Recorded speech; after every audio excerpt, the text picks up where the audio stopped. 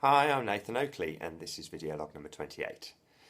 I'm going to talk about predictive programming in this video log.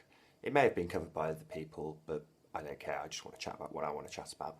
And last night I had a whole rush of ideas while I was out at work. I made 2 video logs off the back of it and sort of scribbled down a whole load of questions of things I wanted to cover in an upcoming video log. I even sort of did a draft last night when I was exhausted and looked like dog meat, although I've just woken up, so I probably look like dog meat now.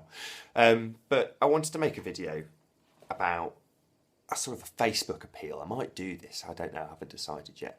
But one of my friends on Facebook, I think video log number 6, really made this point prevalent when Goon Hilly got in touch with me about not being able to see the lunar rover. I only got in touch with them because somebody had told me that they'd seen the lunar rover at Goon Hilly.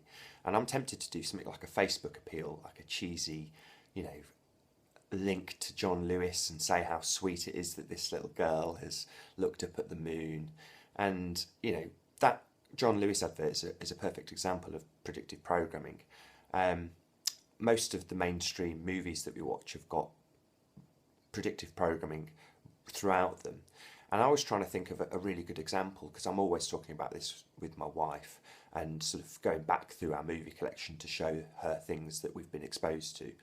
Things like Rise of the Machines, having that CERN-like device underground when the female Terminator's chasing John Connor, and they turn on the machine and she gets stuck to it and all of her stuff comes off her, the liquid metal that the Terminators have on them. But that's just an example of predictive programming. In my last video log I talked about American Dad and the goo and the fish and going into avatars to sleep or have incest. But all of these are sort of great examples of the way our system programs people. And Fake Spaceman in Space had recommended that I look at my perspective. So I went over and watched a few of his videos, and he had made a comment to one of the people who were making comments on his video. I noticed all the troll comments had been deleted, so I asked him, where are they? I just want to get your take on what you do with the trolls. But the point I was agreeing with him, to keep on the subject, he he had made a point about us being under a spell. Now I tried to phrase this that we're programmed with words and spells and spelling, and he sort of he said he had the same idea, or was just rephrasing it slightly. Obviously he's not using my ideas, it's just a fact, that's the way the world runs. Psychopaths get duper's delight with things like the globe. They love to laugh at us and subliminally embed all of the information that is a fact into stuff that is nonsense. Like putting, I've used this so many times, the Blue Marble cartoon into South Park the cartoon. This gives them a sense of euphoria.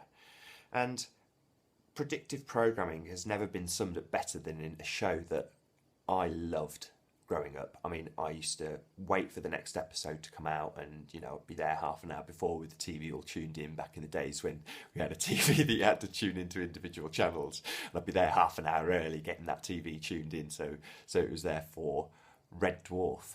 And Red Dwarf, just by the title sequence, you can tell straight away that it's a space sci-fi. And that was a given. In other words, me and everybody else who would have watched that show wouldn't have given the fact that they're in space a second thought. By then, we've had so much of Star Wars and all the other spacey type films, 2001, they'd all been around for a long time. We'd even had stuff like Alien and indeed Aliens, I think, at that point when Red Dwarf came out. So the whole idea of aliens is so prevalent in people's consciousness that you end up with people saying they have alien abductions. This, in modern times, has been replaced by people saying that they're dreaming, that they're taken into clone centres. And it's because of predictive programming that we have these things. Seldom do people realise how easily manipulated they are, and that just seeing an image, when you go to people like RSC or Nathan Bell, they'll explain that you can have not just something blatant like the stuff in Red Dwarf, which I'll go to in a second, but on a very, a small time frame, you can have an image for a fraction of a second, and that will still go into people's consciousness and affect them in dramatic ways. Now, I'm not talking about burning effigies, that's really blatant and, you know, obviously ritualistic, but just, you know, a small Illuminati symbol, that's the one that gets used loads as examples, so why not just use the obvious? And that will seep into people's consciousness.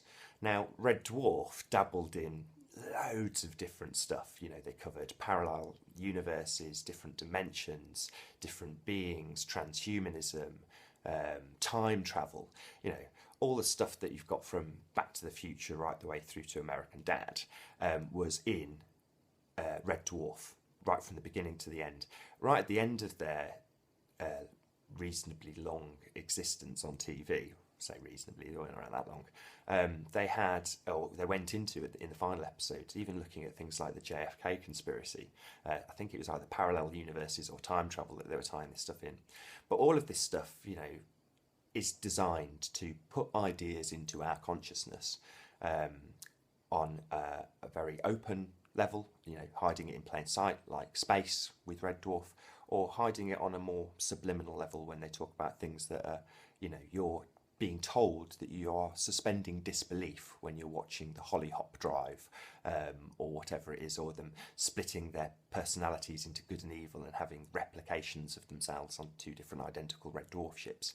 These ideas are really powerful. Even though you're told that you're suspending disbelief, it's predictively programming you. I've been Nathan Oakley. I'll see you in the next video.